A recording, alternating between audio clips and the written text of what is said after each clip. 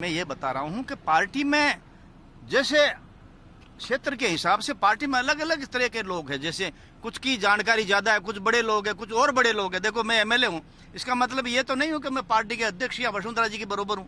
इसलिए मेरा लेवल है, जो मेरा सोच है वो इतना बड़ा नहीं है कि कौन नेता कहां जा रहा है, कौन घूम रहा है, वसुंधरा जी क्या कर रही है।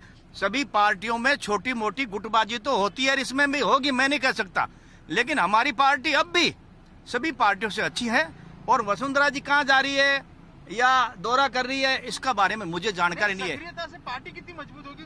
सक्रिय रूप से उन्होंने दौरा करा है, जनसंवाद करा, इसलिए मैं पूछा अब वो सक्रिय, अब वो ये सक्रियता का उनका उद्देश्य क्या है? पार्टी को मजबूत करना है या अपने आप को मजबूत करना है? बड़ी बात तो ये है, ये अंदर की बात है। जैसे स्वाभिमान और घमंड, इसमें फर्क नहीं है, ज्यादा बारीक है। तो वो खुद का उद्देश्य उनका क्या है? मैं तो सोचता हूँ कि अगर पार्टी का सच्चा और अच्छा कोई भी नेता अगर पार्टी के लिए काम करता है तो अच्छा है, और अपने पद की प्राप्ति के लिए अच्छा कोई कार्य कर रहा है तो वो अच्छा नहीं है। ये जो विधायकों के लिए फ्लैट बन रहे हैं ना, तो हर विधायक यही चाहता है कि मैं इस फ्लैट में आऊं रहूं। अब यहाँ आना रहना मुझे नहीं लगता 2.5 साल में बन जाएगा। और दोबारा फिर किसके किस्मत में क्या लिखा है वो जनता पर और पार्टी पर निर्भर है। इसलिए आशा तो सभी की है, मेरी भी आशा है कि भाई इस फ्लैट में कभी मैं भी दोबारा आऊं। वैसे भी मैं तो एक बार पहले 93 में जीत गया, 20 साल इंतजार में बीत गया, फिर अभी जीत गया।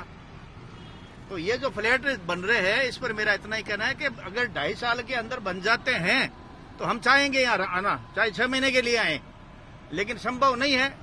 और फिर उसके बाद में आगे भविष्य में चुनाव के बाद में कौन जीत कर आता है? चाहता तो हर आदमी यही है राजनीति में।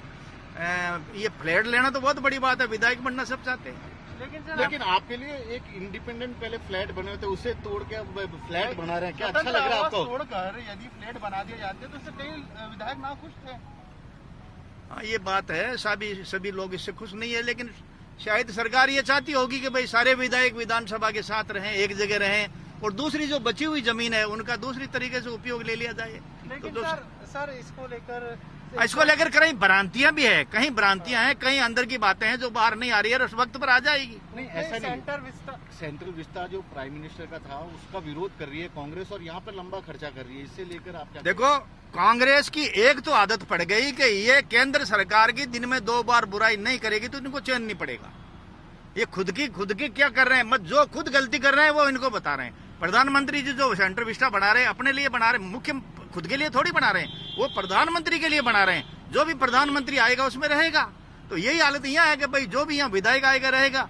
मैं फिर कह रहा हूँ, किसी भी लोकतंत्र में जब अच्छे और बुरे के आधार पर, अगर गुणदोष के आधार पर हम फर्क नहीं करेंगे तो लोकतंत्र में नुकसान होगा।